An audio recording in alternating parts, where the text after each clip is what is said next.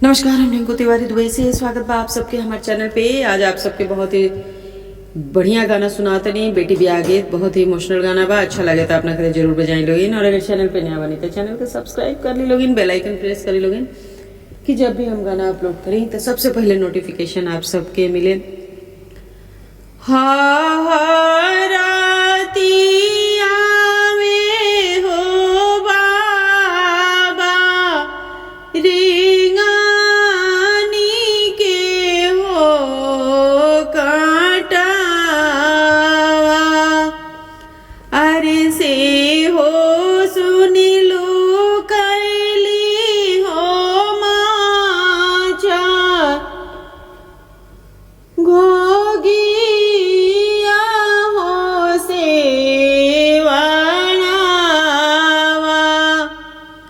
अरे का तू लो कैलो हो माछा घोगिया हो सेवानावा, अरे कदी ना आई है हो माछा जुलूमी हो मालावा, अरे तो के ले जाई है हो माछा अपने माँ हो जलावा, अरे कदी ना आई है हो माछा जुलूमी हो मालावा, अरे जला बीचा डली है हो माछर आपन महा हो जलावा, अरे तो के ले जाई है हो माछर पानी हो नगरिया, अरे से हो सुनी लू कैली हो बेटी आमा पापा के गोदिया, अरे से हो सुनी लू कैली हो बेटी आमा पापा के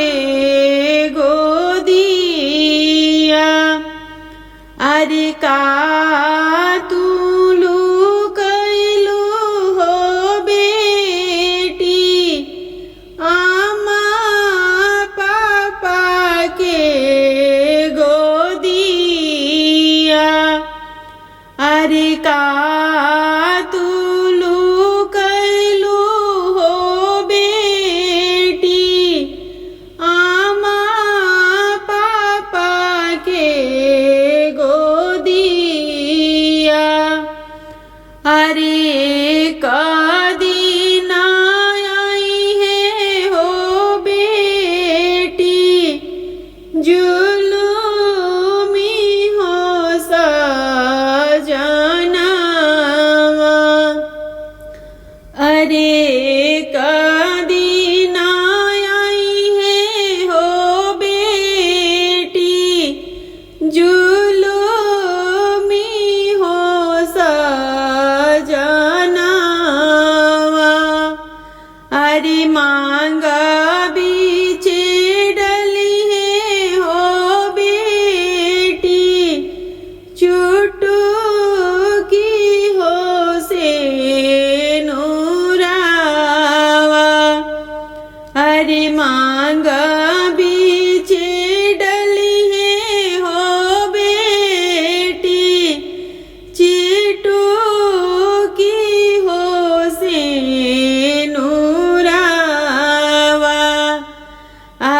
तो